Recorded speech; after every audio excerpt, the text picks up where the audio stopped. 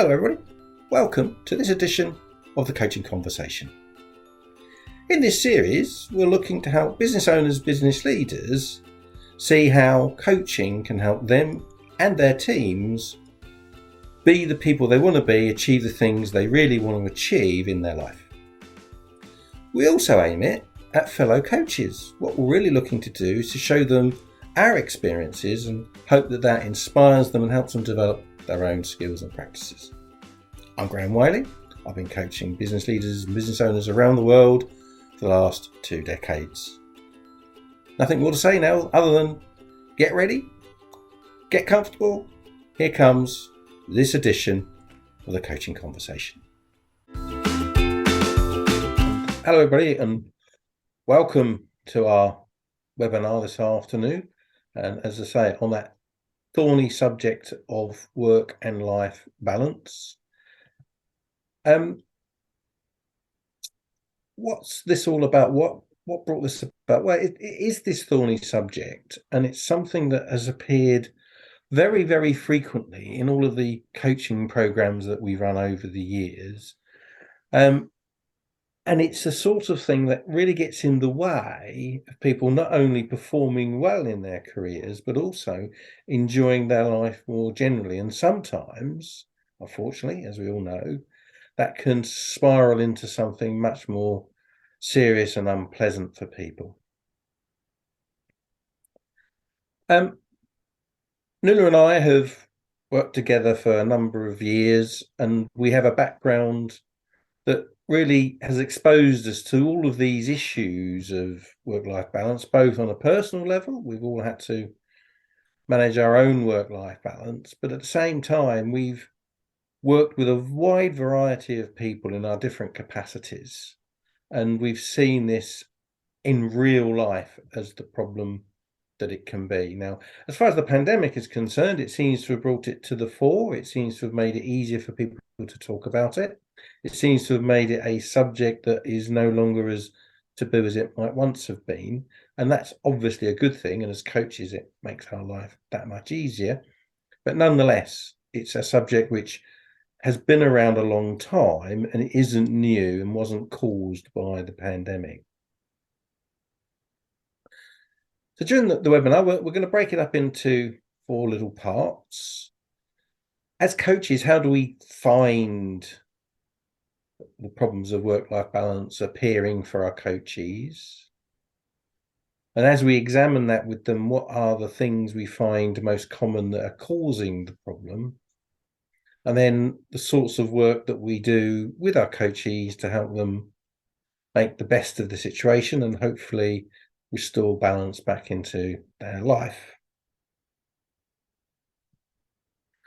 And so to start with, just exactly how does a lack of balance in our work and home lives actually show up? Nuala, perhaps you'd like to kick us off. Thanks, Graham.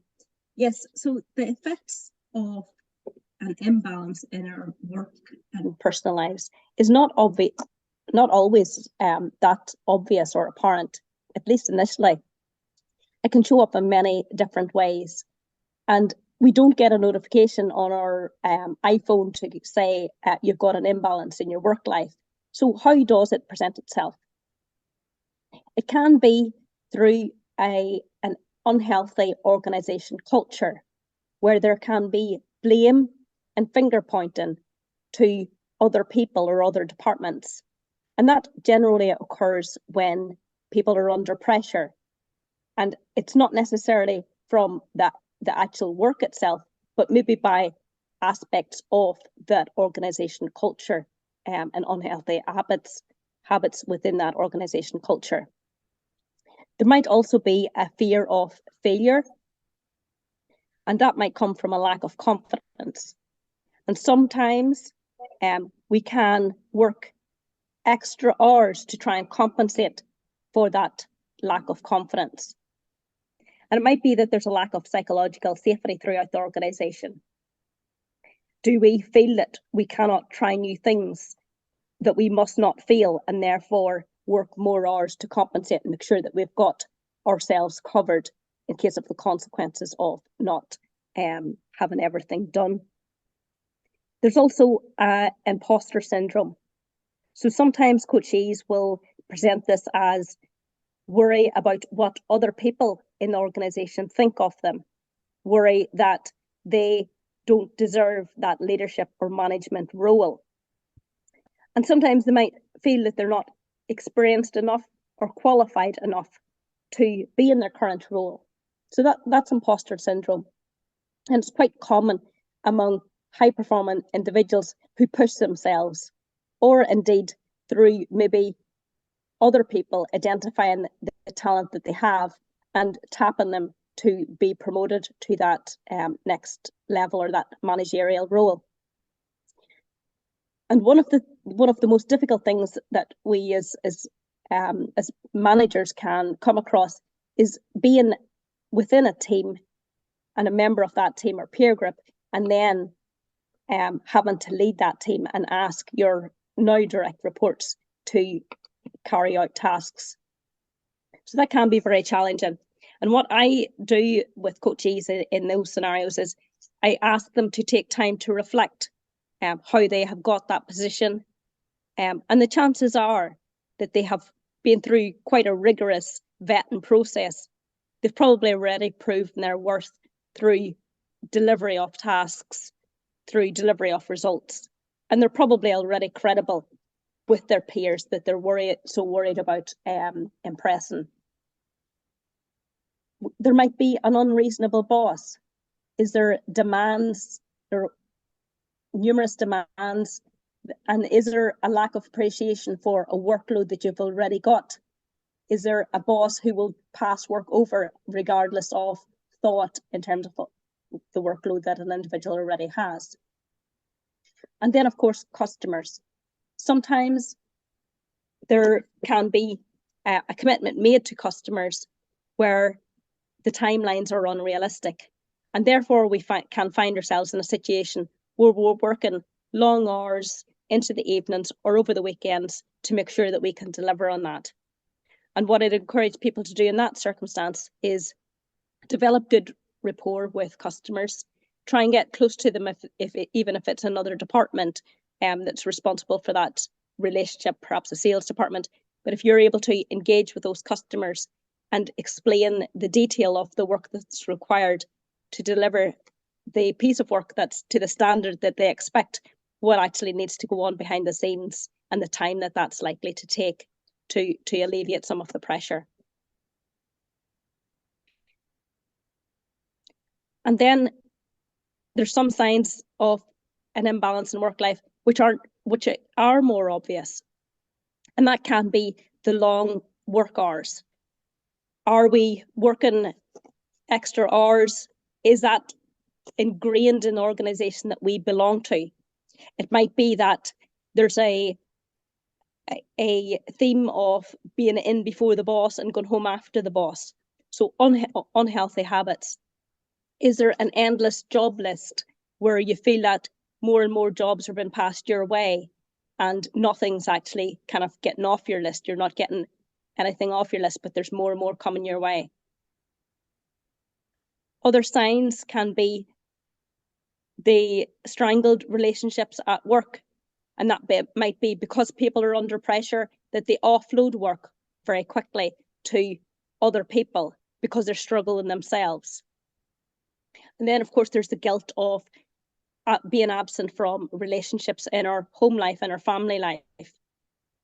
And that can carry a burden with us, make us feel a burden as well. And of course, then there can be indecision, and that might be around what tasks are actually important to the organisation and are critical. Do we feel stuck and frozen and not progress things forward? Again, that might be because of fear of failure or because of a fear of making a wrong decision. And ultimately, there can be suboptimal performance, and that can lead into a spiral of further pressures from an imbalance. And again, that can then lead on to a lack of job satisfaction, where we It might be the job itself might be on paper exactly what we want, but if that balance isn't there with the time commitment for or things outside of work, then ultimately we can feel very dissatisfied in our jobs. And then there's the mindless job search, where sometimes you see people applying for everything and anything, and that is them looking for a way out of an organisation to bring what's important to them, bring that balance back to their work life. And quite often, the stress or the symptoms of an imbalance can affect us physically and mentally. And it can lead to, unfortunately, a deep state of unhappiness for individuals. And that can overspill into our personal and our family life, where we feel stressed. And that might show up in being short and irritable with colleagues as well as family members. We might be fatigued, lethargic, and we might not do the things that we used to enjoy doing in our personal time. And then from that, we can become ill, be more susceptible to illness, because we're not looking after ourselves in the way that we ought to keep ourselves healthy. And unfortunately, it can be a downward spiral. So what are the causes and effect?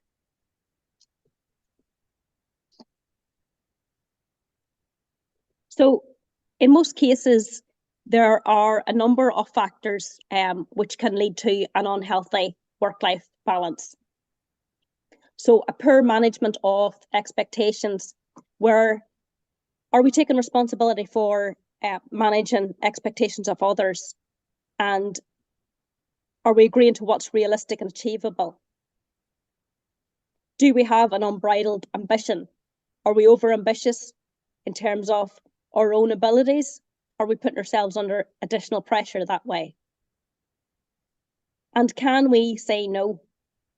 It can be difficult to say no, but we need to learn how to say no, because ultimately, if we don't, then that can have an effect on our own health. And why should we let the demands of others take over what's important to us? Do we lack prioritization skills? So that's maybe not taking the time to find out what's critically important to the organisation and what matters to that leadership team or other departments.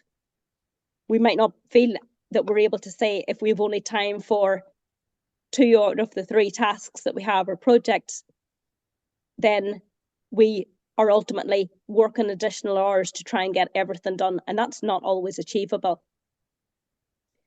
So sometimes we need to prove our worth, and that can have a detrimental effect on our physical and mental health. We've got to stop and ask ourselves, is it really worth it? Do we know how to delegate effectively? And I know Graham's got a good slide on this in a moment, but how can we hand over work without losing control of the quality, of the timelines, and of the standards? How can we be clear that the ownership is now with one of your direct reports? And are you stepping back to allow them to lead the assignment that you've asked them to do without interfering? Do you trust your team and your boss? So this is a critical factor which can make or break work-life balance. Can you take a day off and trust your team to get on with it? Is there an increase in workload because you're covering yourself, which is leading to a number of additional emails where people are covering their tails because they need that piece of paper to prove that that work had been passed over, for example? And can your colleagues see new ways of doing things? Are we stuck in a rut of it's always been done that way? Are we stuck in a way of saying, are we not open to facilitating new technology? Do we have a mindset of, if it's not broken, don't fix it? And then we have imposter syndrome, which I mentioned earlier, and that can be where people feel out of their depth. it can lead to cover up of mistakes where someone kind of doesn't necessarily feel that they can admit that I've made an error, and hold their hands up. So people need to be confident in themselves and their abilities, so that if they're carrying out a job, if they're doing a job, then and they're not sure, that they can approach their boss and ask for support, or say, look, I need help to figure this out. Do we have a challenging corporate culture? Or does it force people to work in a stressed way? Does it encourage unhealthy competitive behaviours? Perhaps it might encourage long work hours and working whilst you're on your holiday. Is a culture tolerant of mistakes? Does it allow people to experiment with new ways of doing things, or is there a culture of presenteeism? And having a detached boss, if you're not engaged with your boss, if your boss is ineffective, or if they have actually mentally checked out, that can create a really, really difficult situation in terms of managing your own work-life balance. Thanks, Nuala. In my experience, not only are there these individual causes that you find when coaching individuals, they work together. They effectively form a multiplier effect. And here's some examples of what I mean. If the coachee is poor at prioritization, that often leads to poor time management. And if you add to that poor delegation, you're now adding up to a situation where they're not necessarily an effective team manager. And all of that leads to the coachee feeling that they need to do all this extra work. They need to make sure things get done themselves personally, rather than organising other people or organising and prioritising the work correctly. If you have a coachee who is extremely ambitious and they're living in a difficult culture where the organisation will just have an insatiable appetite for their commitment to work, and they don't have the ability to manage their boss and say no in a constructive way, not today, can I do it next week, can I do it a different way, without having that ability to say no. And if I've also got a situation where, as a consequence of that culture and inability to say no, they don't trust their boss, they don't trust their team around them, all of that's going to encourage the kinds of behaviours that lead to an imbalanced work-life arrangement, where you're just not putting yourself and your family and your outside interests within the context of a fair balance. We talked about imposter syndrome many times. That can drive, that lack of self-confidence, that lack of self-worth, can combine with, say, for example, a detached boss who gives no self-confidence, who gives no reassurance, who is very unsupportive. That can lead to an inability to actually manage their expectations effectively, and therefore leaving you with a feeling that the thing you need to do is work and work and work and work. And so, as I said, the multiplier effect is something which we often see. And so how can coach help with this? Well, a coach is someone who helps you work out what your intentions are, your objectives, your goals, the things you want to achieve are, then help you find your way to achieving exactly that. And as coaches, we help coaches identify their areas of improvement, and in particular, in this context, work-life balance. We help them absolutely identify what the root cause is and not the symptom. So if they are suffering from stress or suffering from lack of time, that may well be through other issues such as discipline and prioritization and so on. Then we help them build what they consider to be a workable development program. What are they going to do differently? What are they going to learn to do? How are they going to build on this from going forward? And we support them through all that period of change. We are there for when it's not going so well, and we're there for helping them recognize that they've achieved something and celebrating that success. Sometimes that's quite small, sometimes that's quite profound. So when it comes to work-life balance, we yes, help identify the root cause, and that's critically important, that we're not looking at the symptoms of it. It's getting to that kind of unpeeling the layers and finding out, is this issue maybe something that is personal? Is it something that we have brought on ourselves? Is that a self-confidence issue? Or is it something perhaps that's external and with the organization that we're part of? So it's critically important to get to that root cause so we can address and tailor that development program to help get the right balance for that individual, or for what's right for you. And like, people are not unique whenever it comes to finding it difficult to get a balance in their work and personal life. This is something that has hit most of us at some stage throughout our work life, and can happen or crop up on us again. So it's about looking at those root causes and putting things in place, upskilling in different areas like the delegation, the time management, so that we can get the balance that we need that's right for us.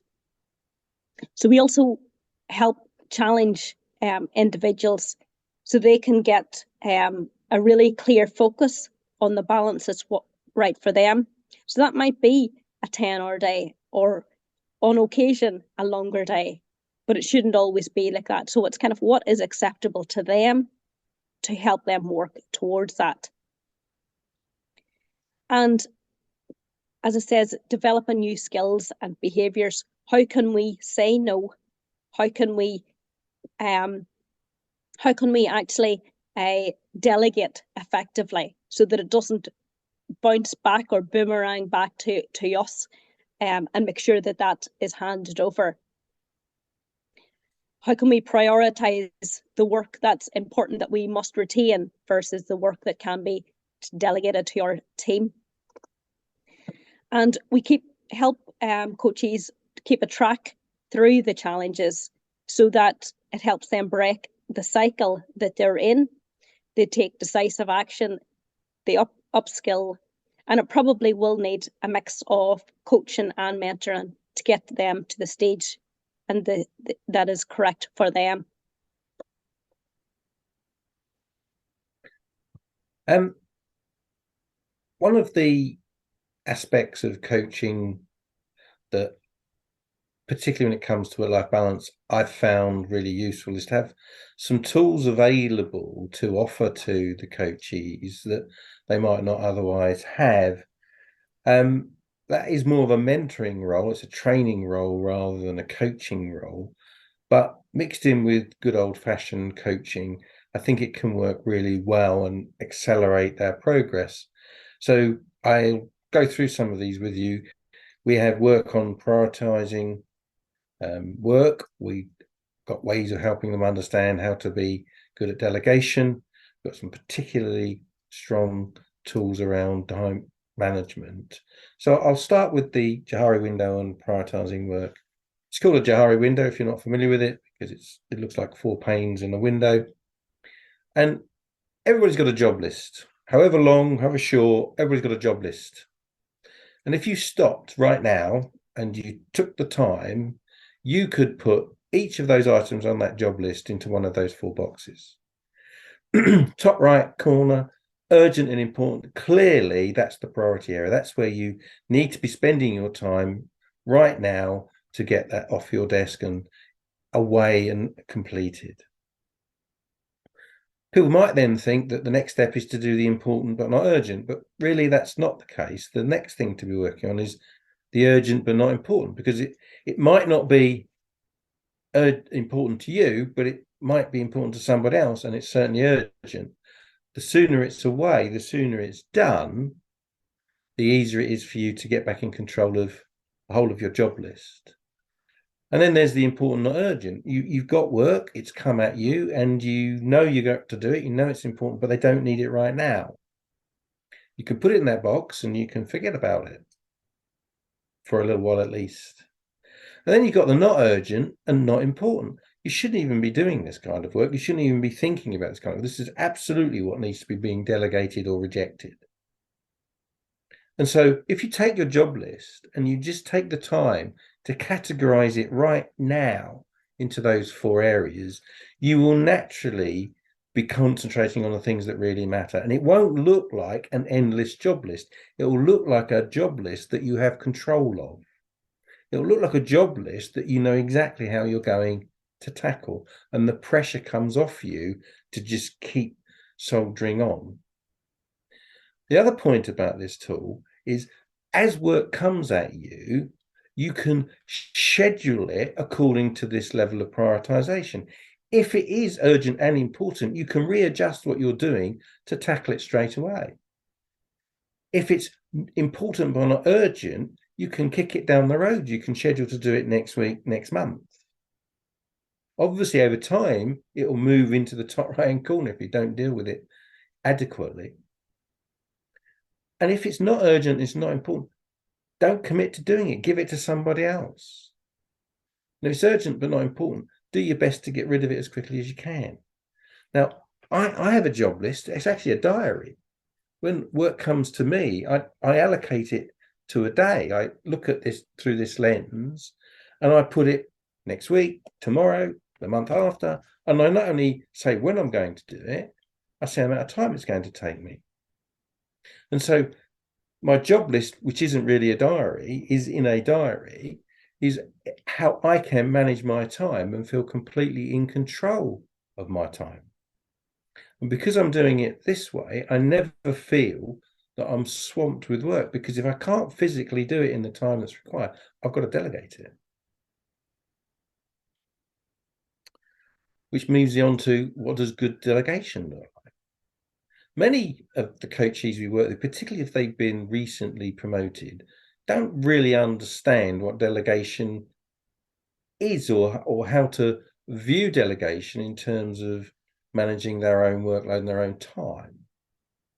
So when you delegate work to somebody else, whatever that is, it's imperative that you are absolutely critically clear about what you want, when you want it, and the quality of the work that you're expecting. And more importantly, double checking that they've understood that and can play that back to you, so they're absolutely reassured they're on the same page and you will get what you need when you need it. The thing about delegation is it's not abdication. You're still responsible for getting this thing done. It's just you've given someone else the responsibility to do the work. So it's really your risk management. How do you manage your risk in delegation? Well, clearly giving it to the person or the people that are skilled enough to do it, experienced enough to do it, have got the time to do it. And how often do you check in? If it's something that's going to be done very quickly in a short time frame, you probably don't need to. But if it's a larger assignment and it's going to take longer, or it's a very risky assignment, something that's extremely important and mustn't fail, you may need to check in more regularly. You may even need to schedule check-ins. How's it going? Is everything okay? Do you need anything from me? Will we still meet the same deadline? Those sorts of questions through the course of the life of the delegation are important for you to be managing the way in which you are at risk through non-performance. An aspect of delegation which I think is lost on a lot of people is that it's actually the way in which individuals grow and develop. Senior people throughout the organization will have had opportunities to show their worth. They'll have had opportunities to gain new experiences through delegated assignments. And as the manager, that's your opportunity to do the same for the people around you. It's not a matter of shirking your work. It's not a matter of giving away your responsibilities. It's about allowing people to grow and thrive around you. And you can do that to the point where the pipsqueak, you will need to find out what they're capable of. They will want to find out what they're capable of. And whilst that's a harsh way of describing it, the reality is, until you delegate to people and until they take opportunities on, no one knows what they're capable of. And ultimately, the reluctance to delegate is failing to understand that as a manager, that's your job. You simply can't do everything. You have to have people around you who are going to carry some of that workload.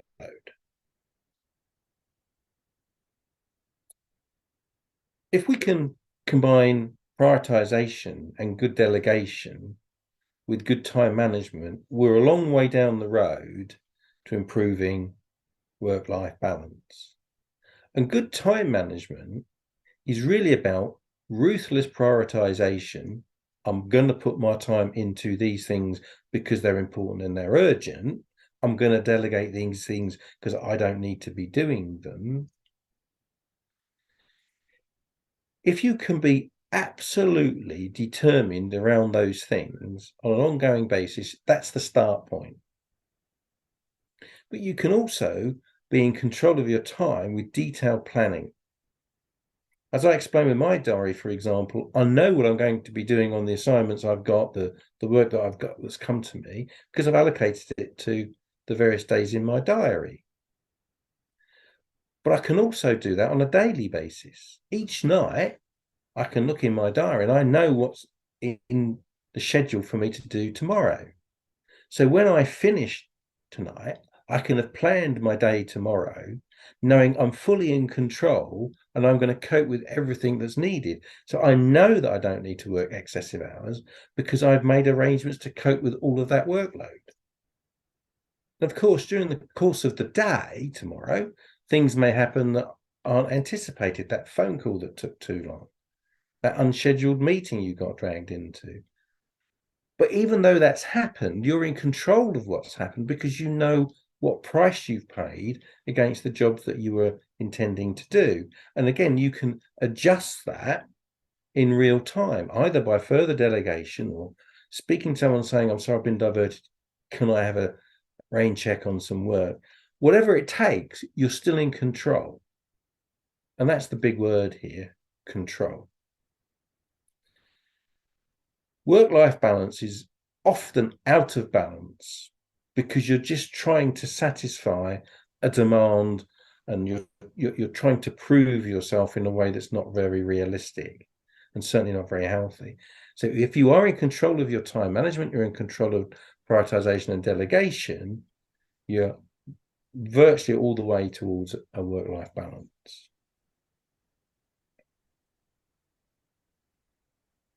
Thanks, Greg. Yes, we must not forget other aspects that we can use.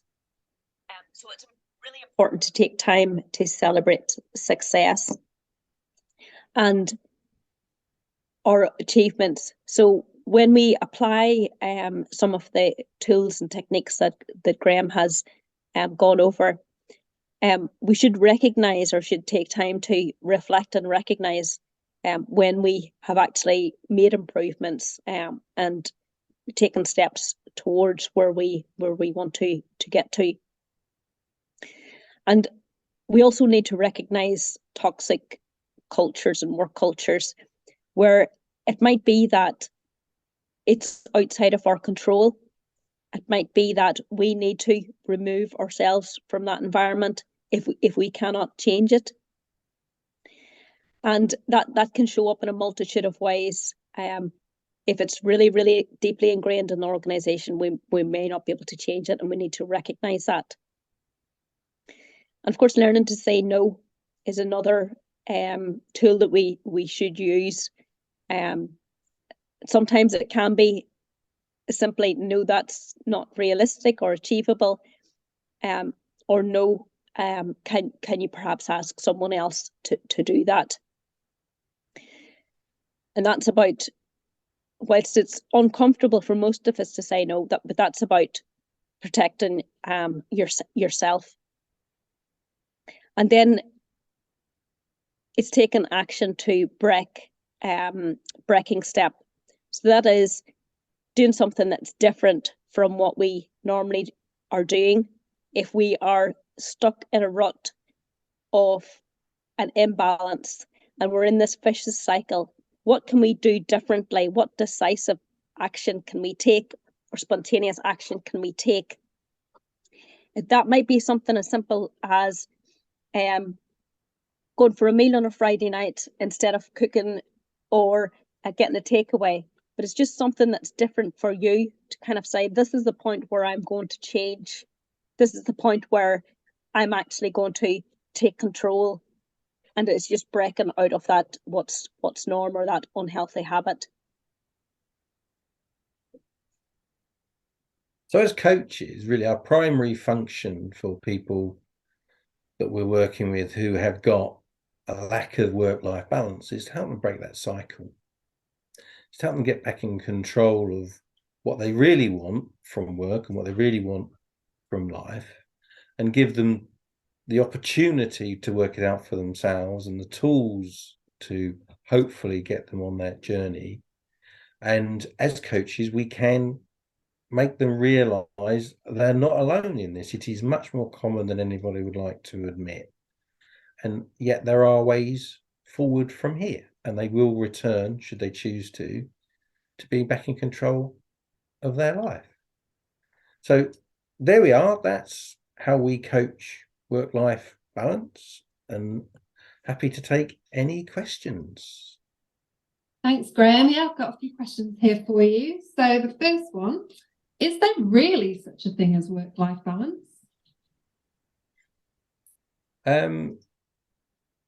Well, there is, and it's entirely defined by you.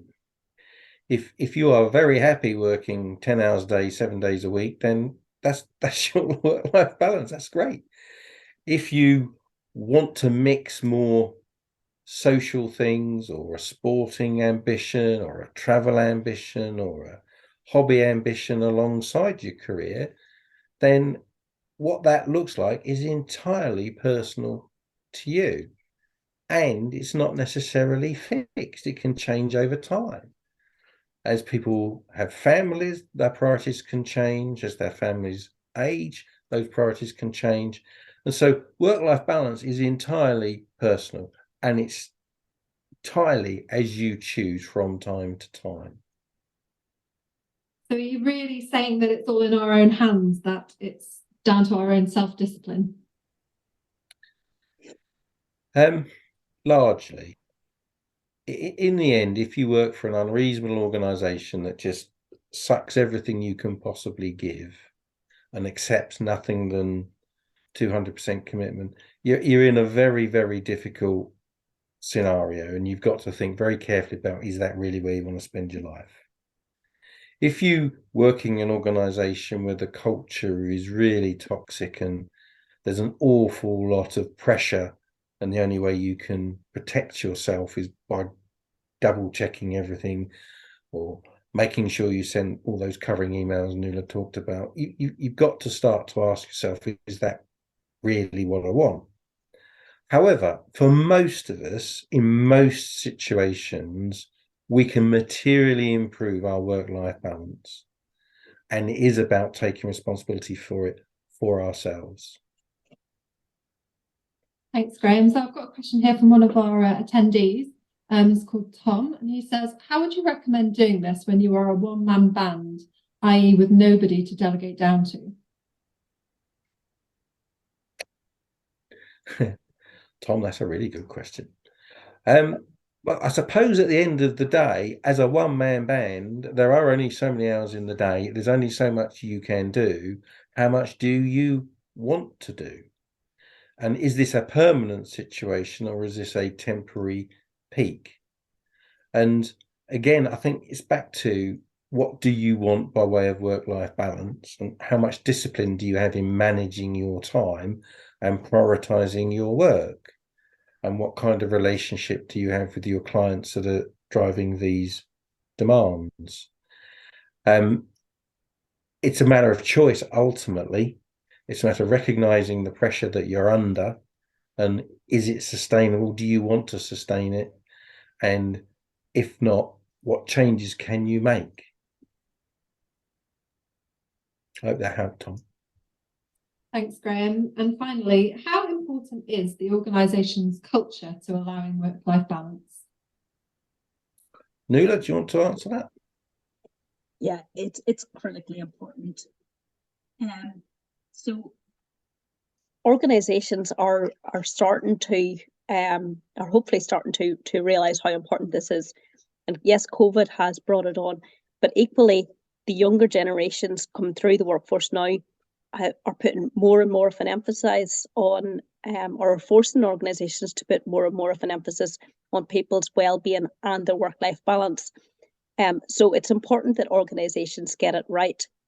And ultimately, it either allows organizations to attract and retain talent, or it prevents them from doing so. And they might be scratching their heads saying, why can we not keep people?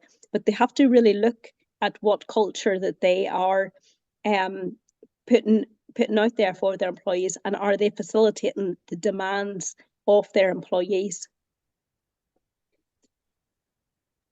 Fantastic. Thanks, Nuala. So I think we'll wrap it up there. Thank you for attending today's webinar. If you would like any more information, you can see that the emails are on the screen.